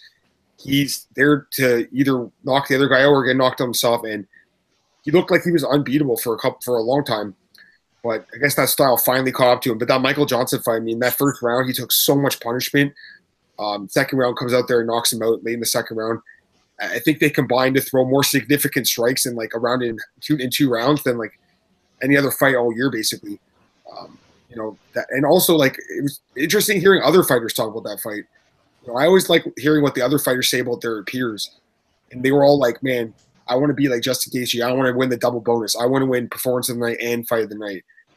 Get all the fans. Like no one even knew who he was besides us, like hardcore fans, and because he was fighting World Series of Fighting. But after that fight, I mean, people talk about him now. And obviously, he lost to Eddie, so he's going to have to climb his way back up the ladder. But for that night, I don't think I was more excited all year, except for maybe when GSP submitted Bisping. But other than that, like that fight, I was jumping out of my chair, man. That was incredible, and that was my fight of the year. So I appreciate all the choices y'all guys have given so far, especially with Justin, because I was hoping that we got to see him and Conor fight at some point in 2018. It may still happen 2018, 2019. But the fight that I want to go with is Do-Ho Choi and Cub Swanson from earlier this year, and the reason being is because that was the type of fight that was just crazy from start to finish. I had a friend who she wasn't much of a MMA fan. She only kind of watched it whenever I was around and whenever a fight was on. The look on her face as that fight was going on was like, it was appalling, but it was exciting at the same time. She was like, she couldn't look away. It was like a bad train wreck. And that's exactly what it was. Like at one point in the fifth round, I was yelling at Do-Ho Choi just not to go down. It was almost like that last scene in Rocky when him and Apollo are throwing punches and you got Mick yelling, just don't go down. Like that's really how bad that fight was to me. And neither one of these guys are going to be the same. Like Do-Ho Choi is fighting I think Jeremy Stevens next, which I think is a horrible idea, but I don't think either one of those guys are ever going to be the same after that fight. Yeah, I have to agree. And I think in a lot of ways, as exciting as that fight was, the recognition during the fight that we were seeing two fighters take years off of their career, definitely, at least for me, took a lot of the air out of the sails. These were two guys that were just kind of too tough for their own good. And to that end, I mean, I was just debating between the two Justin Gaethje fights, and I think the Eddie Alvarez fight, is slightly tipped in my, in favor as far as what I'm concerned. Just because the stakes were a little bit higher. The meta story involving Eddie Alvarez, kind of being that fighter that we all know Eddie Alvarez to be, and kind of actualizing himself in the UFC against probably his toughest fight, in his most violent fight, in front of as probably the most people that have ever seen him fight. There was a lot involved in that fight, and I was happy. I was happy for Eddie and happy for both fighters. I think that it was one of those rare fights, especially in this landscape, where both fighters kind of won that night. Yeah. Yeah, that's a good point. And that's the thing. I think that sometimes fighters too, like, or fans, even media, it's not even only about winning. Sometimes it's about captivating the audience, and bringing them out of their chairs. And you don't even really remember Justin lost that fight. You just remember it was an amazing fight, right? If Right. you go out there and go on your shield like that, fans will respect that, man. But that's what I was also saying about Justin. Like all these guys always say that, and like I never fought before, so I can't speak from that point. But it's like if I go train and I spar somebody, it's like it's my way of testing myself. It's my way of seeing where I stand and how good I am, whether I win or lose or do well or not. I have a better sense of my skills and myself. And that's what Justin Gaethje, his entire career, said. I want to beat my equal. I want to beat my superior. His coach said, I'm not changing his style. He wants to he wants to find out certain answers. I'm going to allow him to do that by fighting in a manner that's true to himself. Yeah. And that's what he did. And so like even in the loss, he's not bitter about it. He's not the ref stopped it too early. All he's saying is, you know what?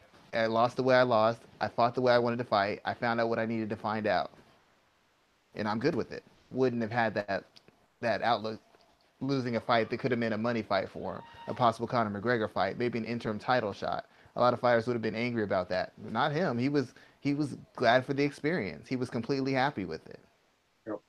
Yeah, definitely. It was a hell of a experience from start to finish. So the next one I wanted to look at was knockout of the year, and we have quite a few different knockouts to pick from because I mean, there's so many different selections out there. I was just having a conversation with someone on Twitter from earlier this week about the knee knockout of the year. So, Schwan, I want to start with you first, man. When you look back at all the knockouts that happened in 2017, what's the one that stands out to you the most? I don't see how anybody didn't say the Ngannou fight. Like it was just so. I mean, there were like memes. I mean, it was just so dramatic and so. I mean, I've seen Overeem get knocked out. It takes away from it because Overeem's been knocked out before, but he's never been knocked out like that. I mean, I've seen him knocked out many times before, and I've never seen him knocked out in a manner where I thought he was literally, he was just dead. I thought it was over for him, and it's like that's the fight that's really gonna propel Ngannou to that next level of stardom. When you see heavyweights win, you don't want that grinding knockout. You don't want that exhaustion knockout. You want that crisp, clean. He landed that shot. That guy looked like the guy was killed, and you don't know how anybody could have survived that shot. And that kind of shot is the kind of thing that I think puts him in that next level of superstardom. So I don't know how else. Well, you know what? Let me take that back. The Moraes knockout against the Funk Master, that probably outdid that. Ooh. I mean, he knocked him out and he dabbed while unconscious. That was rough, dude. I showed my kids that and they were like, "Wow, that's bad." All right, Adam, who you got for 2017 knockout of the year? Well, I mean, it's hard to go against, obviously, Ngannou, but I guess I'll go off the board here now that it's already been taken, and I'll go with big upset. Darren Elkins knocking out Mirsad Bektic. That was sick. Huge underdog. He was like a 5-1 underdog. Everyone thought Bektic was like the next future champion at featherweight. Guy was absolutely dominating the fight, and then with like a few minutes left, he completely gassed out, and then Elkins landed a head kick. Darren Elkins via head kick, like who saw that coming, right? So I mean, to me, a guy like Darren Elkins, who's been in the UFC for like almost probably a decade now, fighting on the prelims, changing his style, evolving as a fighter, changing from a guy who was, you know, a quote-unquote lane prayer who just wrestled guys. Now he's showing that he has some striking skills. He's training a team alpha male. He's evolving. He's definitely a top 15 fighter in the featherweight division. He's fighting Michael Johnson next. I think that's a really interesting fight. I'm really excited for that fight, actually. So I'm going to go off the board and take the Elkins knockout. Okay, good. Just a side note, even though he won that fight, I really think his corner should have. I mean, he yeah, won, I know it's crazy. Right? That kind of beating you don't come back from as easily. I think there's going to be some residual effects from that. Oh yeah, and that guy, and he cuts so easily too. I mean, just remember, it was. I think I was saying on the TV, I'm like, you know, yelling at the TV, stop the fight, throw it in. Same with that fight. I don't know if we're gonna do submission of the year, but Yuri Alcantara when he fought Luke Sanders, it was like a 10-7 round in the first round, and in the second round, all of a sudden he submits him. So you never know in the sport, man. Like I was again, another fight where I was like, they should throw the towel in, and then the guy loses. So it's such a crazy sport. That's why we love it. Yeah, we're definitely going to do. The result doesn't change my perspective, though. I'm still going to say they should have stopped that. I'm thinking long term. I think that does something to him, but that's just me. We're going to do submission of the year too, as well. And when thinking back to that Darren Elkins fight, like that picture of him right after he won and that excitement on his face, like those are the sports pictures that are like going to like set this year apart. There's so many examples of that, and that yell on his face where he was basically he knew he was getting his ass kicked for like 20 minutes of that fight, and just the elation on and the relief on his face when he pulled that out. You can see it in every shot after that. Yep, I agree. What about you, Mike? I mean, I gotta go chalk, man. I gotta go with Ngannou. That was, that's not a knockout that you show when you're clowning to your friends about how stupid a fighter made another fighter look. That's that, knockout that makes you gasp audibly and, and say that, my God, this man has a family. you know what I mean? But for real, So, I mean, yeah, like that knockout was bad. I mean, there are a lot of people who don't like Overeem for whatever reason, and they're just everyone was concerned about his well-being, and Yeah, that's true. There's people I know who are like F over him. They're like, oh my God, is he okay? Like, I thought you right, hate him. I hate him, but I don't hate him like that, man. exactly, a knockout that brings you all the way to the other side of sympathy, has to be a life-changing knockout. I mean, I know if somebody knocked out one of my friends like that, I had to hit him with a bat or something. That's how bad that was.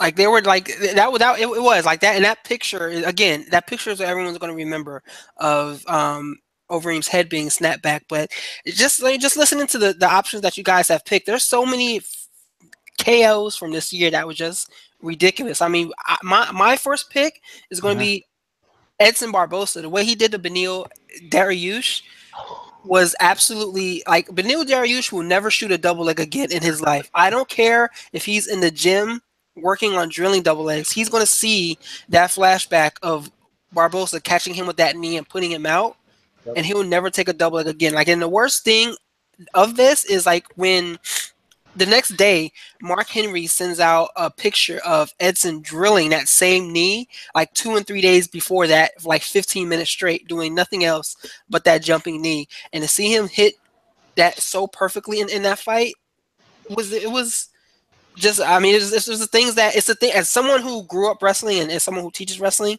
that's the thing that I will never show anybody in my class because everybody will quit. Yeah, I admit he was losing. He was losing that fight too. He was getting beat up and pressured, and then it sounded like a baseball bat, just whack, and he was out. And there's so many other ones too, like the one that Gaston Bolanos had at Bellator 189, the spinning elbow. Oh my God. Like if you guys saw that joint, Yeah. but I mean, the way his opponent fell over, Man. you can't that's a video game knockout. He just went limp and bent at the waist and fell straight over on his like that. He looked like he was dead. Like there's so many different examples of that. The Holly Holm Betch Kohea knockout was pretty bad because she dropped her with that kick and then she was sitting up and she just hit her with a left hook. That was pretty bad. I mean, there's so many, like Dan Hooker knocking out Ross Pearson with his step knee, sending his mouthpiece clear out of his mouth. Like there's so many bad knockouts from this year that is really hard to pick out KO of the year unless if you say I would love to see someone put a compilation of like all the top 10 knockouts from 2017. I mean, there will be. We didn't even mention Jones against DC, but I guess it doesn't even count anymore, I guess, right? Yeah, that's the problem. Like it was up there for me, but I just, I'm in protest. Yeah. It's hard to give that any kind of reward. Yeah, no idea. We won't give it credit, but Daniel's gonna feel the effects of that knockout in his career. Sure. And again, what's crazy about that knockout too is if you guys remember back to when they were promoting, I want to say it was the second fight, or excuse me, where I think they were promoting the first one when they were on ESPN and the cameras weren't supposed to be running. Do y'all remember this? Yeah. And Jones was talking about the way the way Cormier always ducks to that side. You can hear Jones picking on him saying, yeah, well, I know you always duck to that side. You always duck to that side. And Cormier saying, yeah, well, I've never been knocked out. A year later, that's exactly what happened here. So that kind of makes that knockout much more impressive as well. Yeah. Right. I mean, he called his shot. Hey, he might be a jerk, but he's a genius. He's an observant, mental, technical genius. And again, it's what makes it so disappointing. It's like I felt like John Jones is the light pole and drugs. and naked women. But Right, other than Mike? that, nobody can beat him. No, like I said, I felt like John Jones really came into his own that night. You know, everything came together for him, you know, as a fighter, as a personality, as a tactician, as someone who called his shot and then went ahead and did it. And then someone who mastered the magnanimous, I embarrassed this guy so badly that I want him to go home and hug his family. Like it all came together. You know, that moment alone, had he not pissed hot, would have, you know, put him right back on the top of the map. Definitely there, definitely there. So, submission of the year. I didn't put it on the list, but we're definitely going to talk about this. Adam, what do you have as your best submission of 2017? Ooh, there's a few good ones. Man, Can I just say DJ and then walk away? of course you can. Yeah, that's incredible. You know what's funny? I wasn't even thinking about that right now, but that's obviously an amazing submission. You know what? I'm gonna go with two submissions and then OSP, man, the back-to-back Von Flue chokes. Yeah, Like, a good one. that's so sick. I don't know how he did it. Like, I think he had the second and third in UFC history right after Jason Von Flue. You don't see that choke at all. Gets back-to-back fights over Okami and De Lima. I mean, you'd have to go up. You'd have to put him up there. Again, maybe subpar competition, but getting that submission is brilliant at this level. But as far as like high stakes go, I'd have to go with maybe Tony Ferguson against Kevin Lee with that triangle choke. That was incredible. I love Tony Ferguson. The guy's an amazing fighter. So I think there's some really good options, and obviously DJ, like you just mentioned. Good point there. Good point. Schwan, who do you have for submission of 2017? It's gonna be kind of a corny pick, but I would go with GSP just because in the nature with the Demetrius Johnson thing that was very impressive, but he was in complete control of the fight, and I know if you messed it up, you could turn the fight around, but the likelihood of that was very low. When you're in a tough fight and the fight could go either way, and you take a chance in finishing.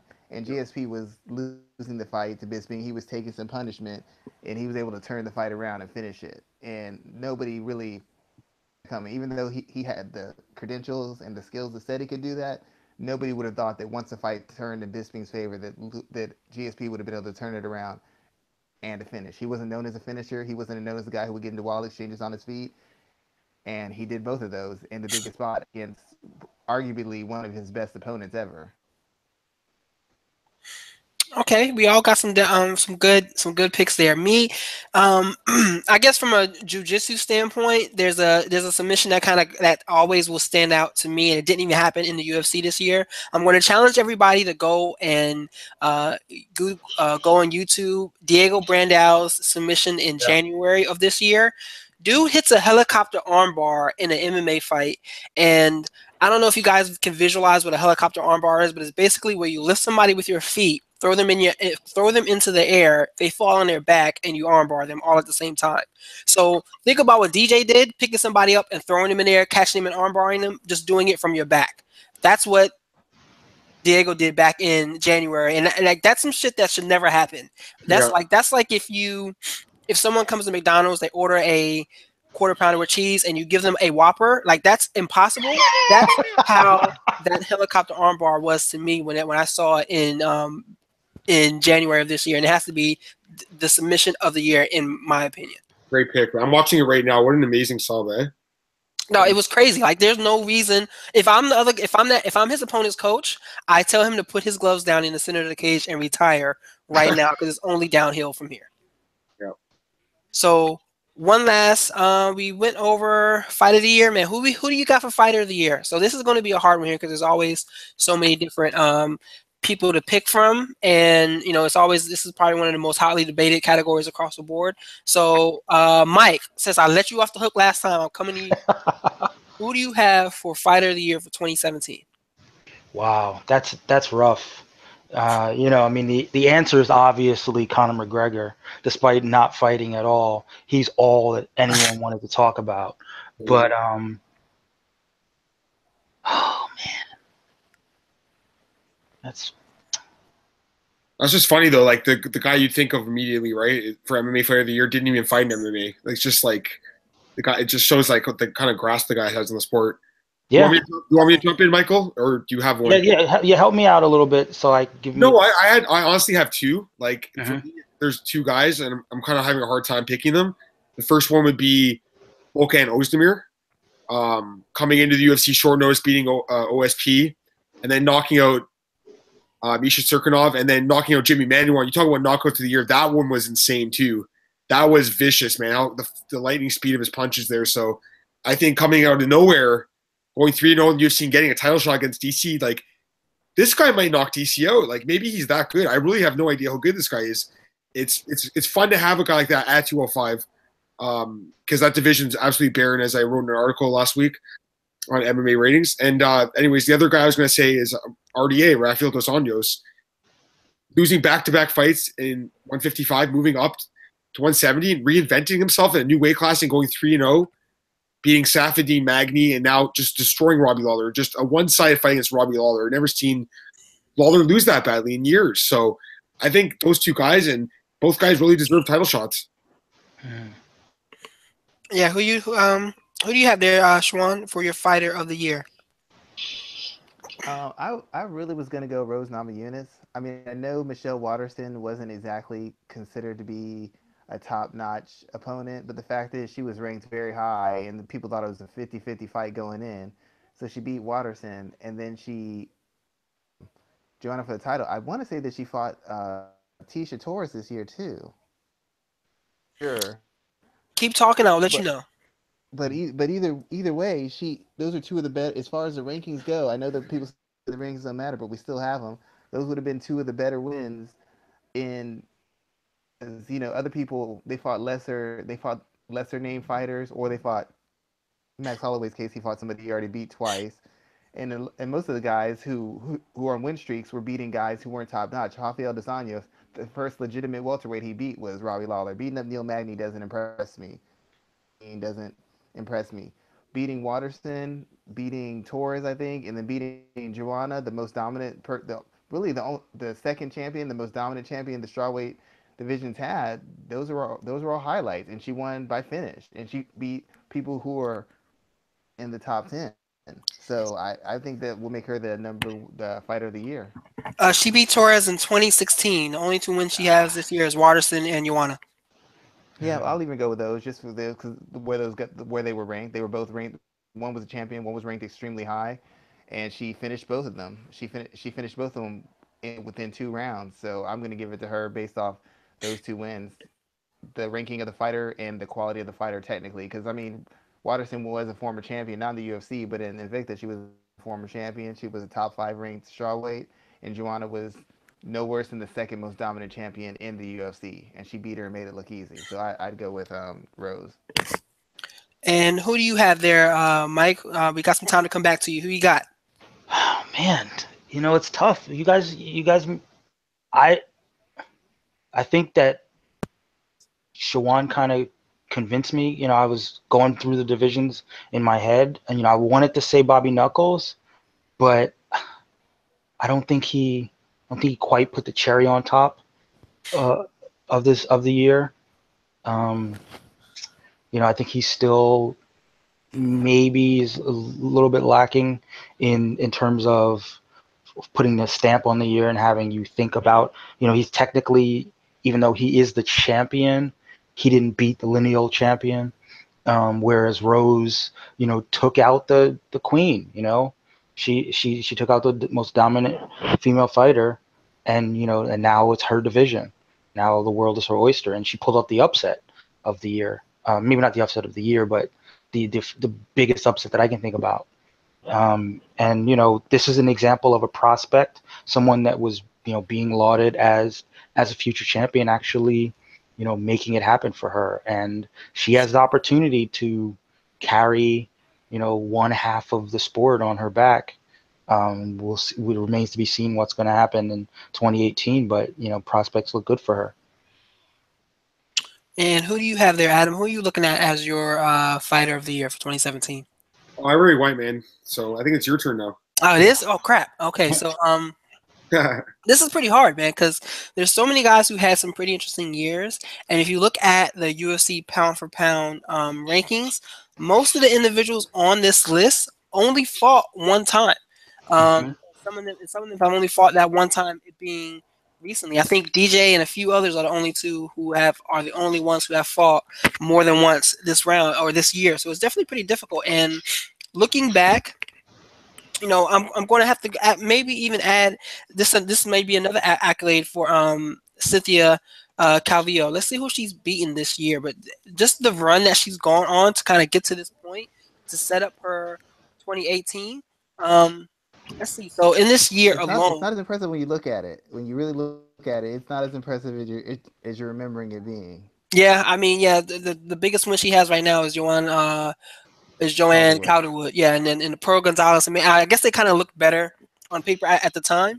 So if she pulls out Saturday's win, she could be someone that's considered in that conversation. Maybe even Max Holloway with 2 big wins this year. But man, let me think. Who could you really pick as fighter of the year for 2017? I even looked at Tony Ferguson, but he's only fought one time this year. I'm telling you, the Rose Namajunas pick looks real good now. As well. I mean, it definitely does. It definitely does because she really did what she had to do this year. I guess I'm going to go out on a limb. I mean, I kind of want to pick Raphael Dos Anjos too, just because he's gone up a weight class and it's almost impressive the way he's still fighting the same way he did as a lightweight and beating people. I mean, this is the guy that we saw get his face rearranged by Jeremy Stevens so many years ago, and he's just, and then he had Clay Guida basically give him side control pressure and break his jaw, and now he's on the cusp of a welterweight title shot, and a lot of people will pick him to beat Tyron. So I think he's had a definitely very interesting year, but I'm going to have to go between one of those two fighters, either Rose or Raphael.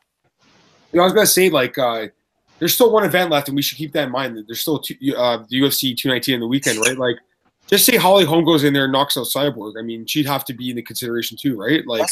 That's very true. Or if Cyborg wins, I mean, yeah, for sure, absolutely. I mean, Holly Holm already lost this year to Jermaine Durandamy, but no one remembers that fight, right? It's so bad. But goes knocks out Correa. Just say she knocks out Cyborg, or say Cyborg knocks Holly Holm or submits her or something. Or just say Edson Barboza goes there and knocks Habibo. I mean, he'd have to be up there too, right? So we have to keep in mind there's still one card left. But if Holm beats Cyborg, she'll become the Eli Manning of mixed martial arts. Yeah. Really big wins with an inconsistent regular career. Yeah, that's funny. Yeah, she'll be the most clutch female fighter of all time. Only good in the clutch, nowhere else. Seriously, you're right about that. You're definitely right about that. So let's look forward, man. We have a couple more days till we have 2018 upon us. We already see some fights getting announced for the new year. Let's make some predictions for 2018. Schwan, I'm going with you first, man. What is your hot take prediction of something that will go down in the year of 2018? I think that after she defeats Holly Holm, Cyborg will at least have one or two, probably one, maybe two boxing matches, one of them for a title. Wow. Okay. I mean, as they get Zuffa Boxing off ground, I wouldn't be surprised if that happens. I mean, it's another opportunity for them to kind of build their marketplace. So that could be something that definitely goes down. Cyborg versus Clarissa Shields, keep it in mind. I mean, they already do spar against each other, and Cyborg doesn't look that bad against her, so I wouldn't be surprised. Adam, what do you have as your 2018 prediction? Dana White came out today and said they've had no discussions of a GSP versus McGregor fight. So obviously that means that they're talking about it. And I'm pretty sure Michael actually said this last year on the podcast that I was going to run it back. That this was going to be his pick for storyline or fight of the 2017. We didn't see that. We saw Mayweather McGregor. I think it could happen, guys. I really do, just because there's so much money to be made. And he's just screwing around at this point, man. He's so good, and I think he could beat Conor.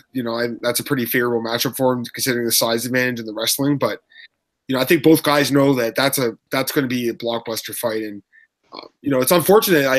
Someone mentioned earlier Brock Lesnar versus John Jones. That would have been like I think the UFC wanted to do that fight pretty bad. Obviously, that's not going to happen. Both guys are suspended, I believe. So I do think Not gonna that happen in America. Might happen in Japan. you never know Ryzen, right? You never know. That's why you have Ryzen for.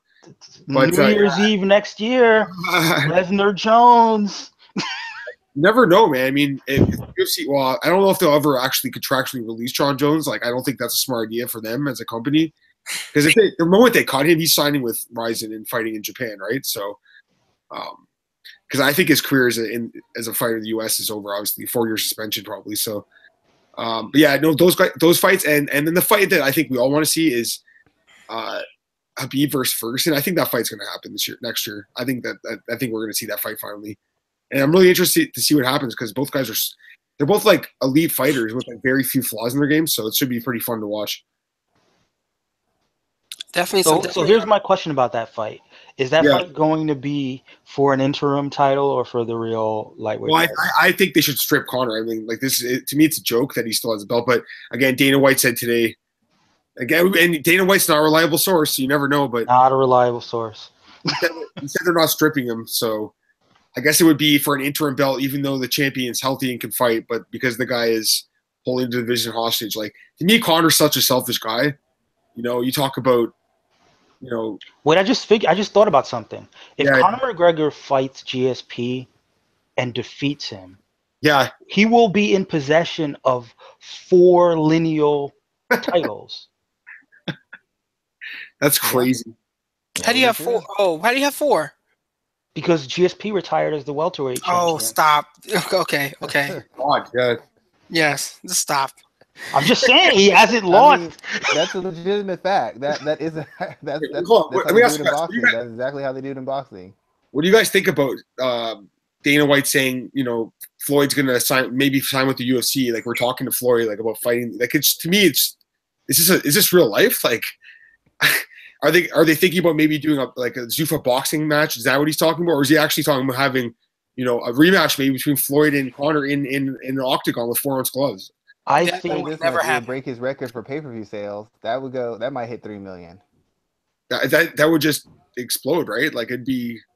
I mean, I don't want to see the rematch between those guys, but does it change because if they're wearing smaller gloves in the MMA cage? Maybe it does. So it never happen. That won't happen. What are the malleable jurisdictions as far as Texas still, where anything basically goes as long as there's promotion or something? Conor had no boxing fights, and he fought in fun boxing.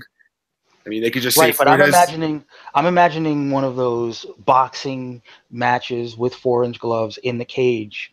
You know, that's what I'm imagining. What jurisdiction would sign off on that? Like, you know, no ground game or like no going to the ground. Like, you're just right. Like, it's just boxing with I know you're in the cage, right? Yeah, I know what you're saying. I don't know, man, but like I am interested in seeing what the UFC does with this whole Zuffa boxing thing. Like, I'm starting to think that's what they're thinking about, because I remember Conor a while ago was saying, he's like, why don't I start my own promotion where we just have, you know, we have UFC fights without the ground game. Like, I was just thinking, what's this guy talking about? But now maybe that's what he's saying, Michael. Like, maybe Conor wants to be part of this Zuffa boxing thing with Dana, and they have, like you said, boxing matches in 4-ounce gloves, and you're not allowed to kick, you're not allowed to grapple. Like, it's going to be interesting to see what happens. I think you were talking about, Michael, earlier, Dana White getting the good while it's still good, and then cashing out and taking his check and leaving in a few years. I think you're dead on, man. I think he's seeing that he can't take the sport any farther, and he's going to try making as much money as he can now. That's why I think he doesn't care about the belts anymore. I don't know if Dana ever really truly did the last few years. I think it's what a belt means doesn't mean as much as it used to back in the day, but I think Dana's all about cashing out and joining the Fertittas on the beaches, sipping martinis and just throwing money around. You know what I mean? So we'll see. Yeah, I mean, in order for a belt to matter, the division has to matter. And, you know, the other side of it is that if a star is wearing a belt, then it matters more. But it's artificial when a star is wearing a belt. You know, that's why the interim belt is an interesting,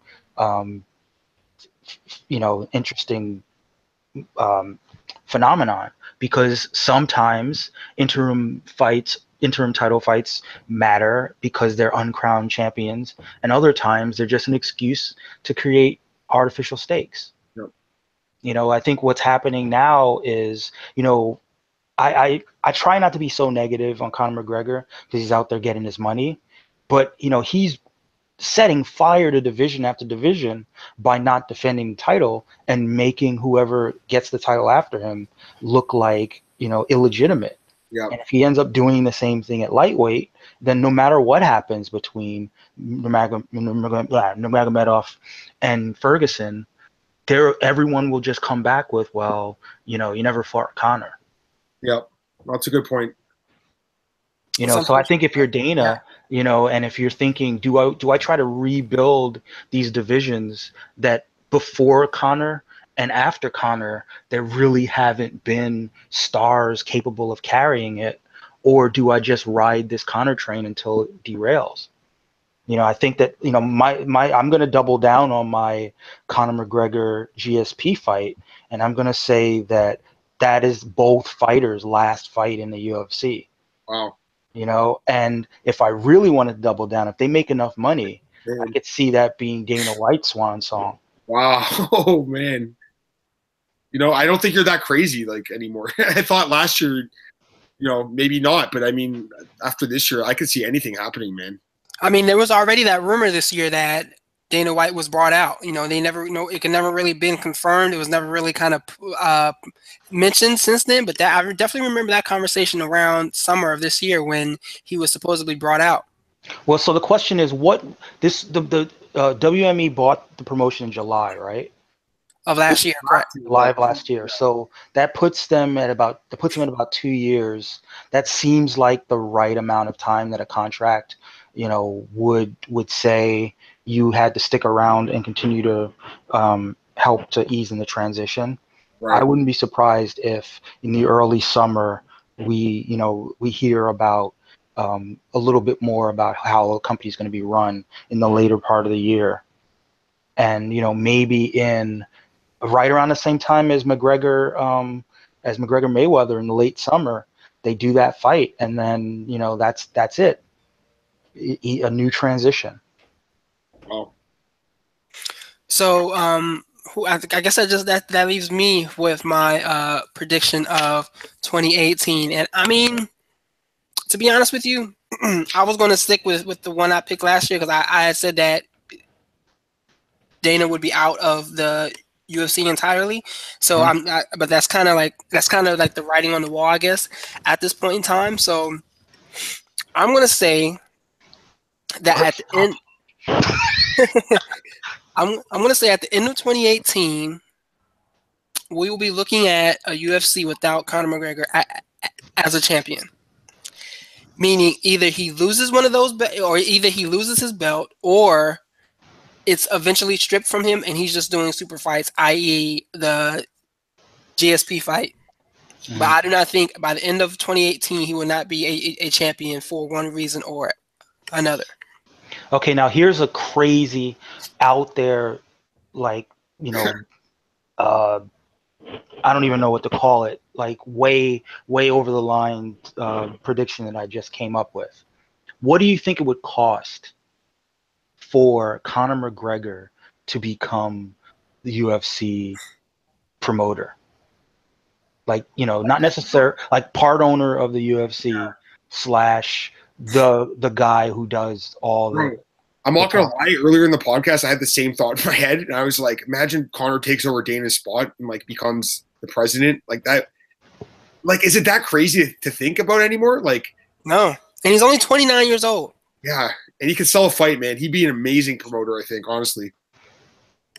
But I don't know if that's what he wants. I mean, I think he'd be the best person. I mean, they need a person with a strong personality, a person who's got a fan base and appeals to people. And even though I don't know that Conor's a better businessman in the true sense of business, I think he has some of the talking points that Dana White does. He'd be brash, he'd be bold, and the difference would be when Conor McGregor is calling out a fighter for quitting or not fighting or punking out, it has a little more weight to it because he's an actual fighter. Instead of Dana. Yeah, exactly. Yeah. That's the thing about Dana. Yeah. No, the Dana all these years, saying GSP doesn't. He's his heart's not in it, or calling guys out for quitting, like you said.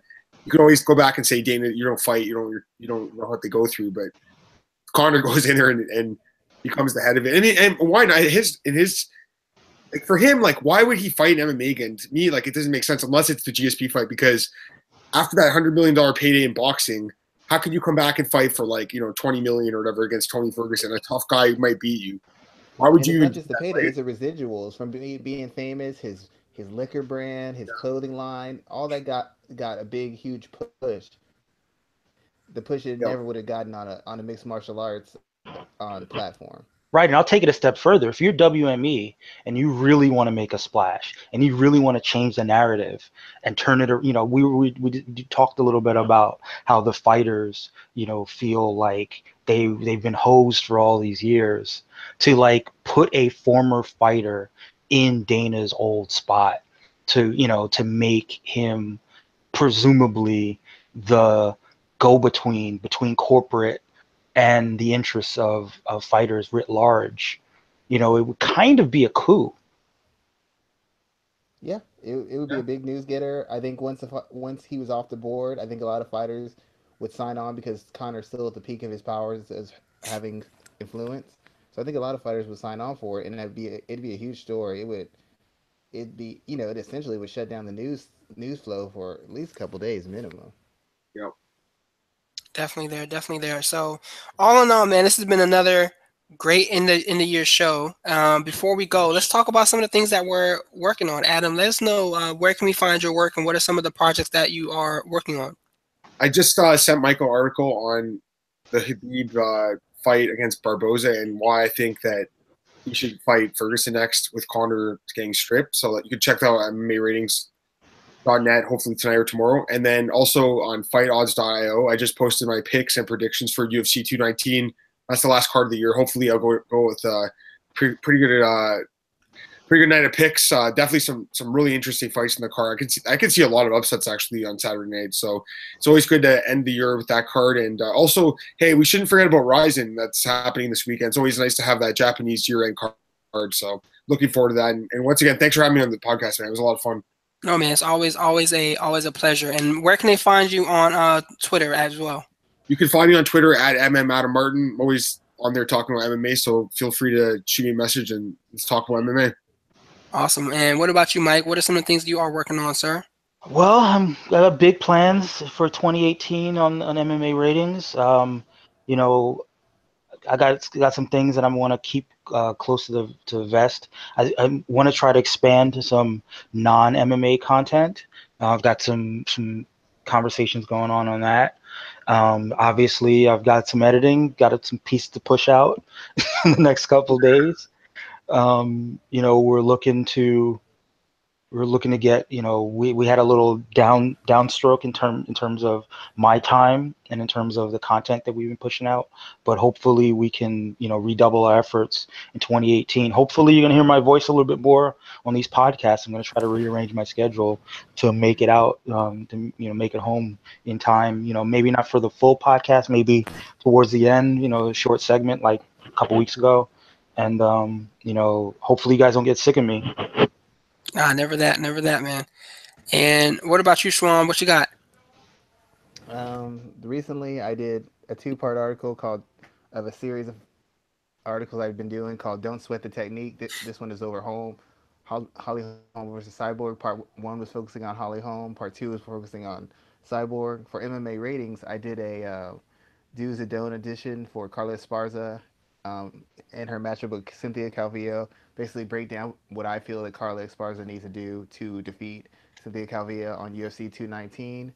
Outside of that, I'll be trying to get interviews for the show, occasionally working with fighters.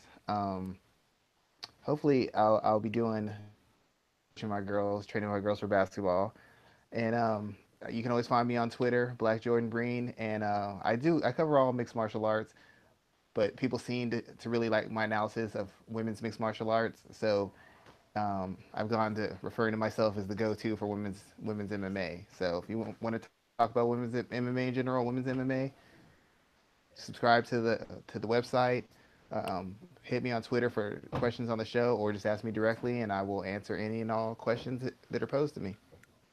And once again, I Good want to there. thank you guys for giving me a platform and a forum to get my start in writing and to get my start in podcasting at all, and for mixed martial arts specifically. Of course, man. Of course, it's always great. I also got to talk to you because I got a fight coming up, and I need some scouting work. But we'll talk about that offline.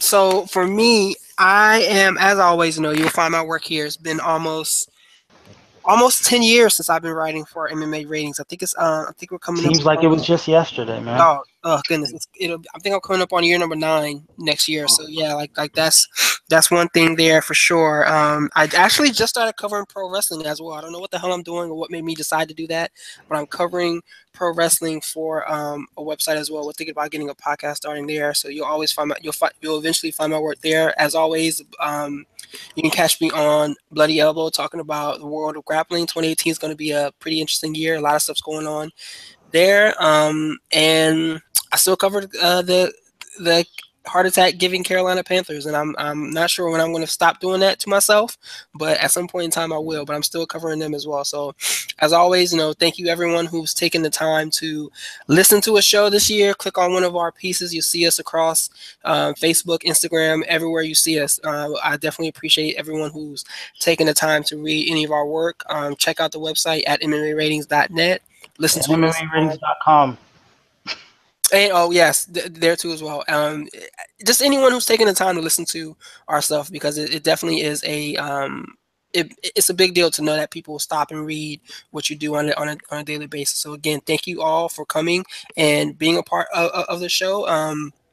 Hopefully we'll all be back together at the end of next year. And as always, if you ever want to hop on in addition of the MMA Ratings podcast, just let me and Schwan know and we will get you on. Great. So again, thank you everybody, and it's closing out the show. We appreciate you guys spending the last 2 hours with us, and have a great evening, have a great weekend, and a happy new year. Be safe. If you're out there celebrating and partying, if you're drinking, no drinking and driving, Uber or Lyft, it's going to be expensive as hell, but at least you'll be alive. So yeah, we thank you for everyone who took the time to take us out, and we'll see you all next year. Have a great Happy holidays, folks. See you guys. Thanks, everybody. Bye.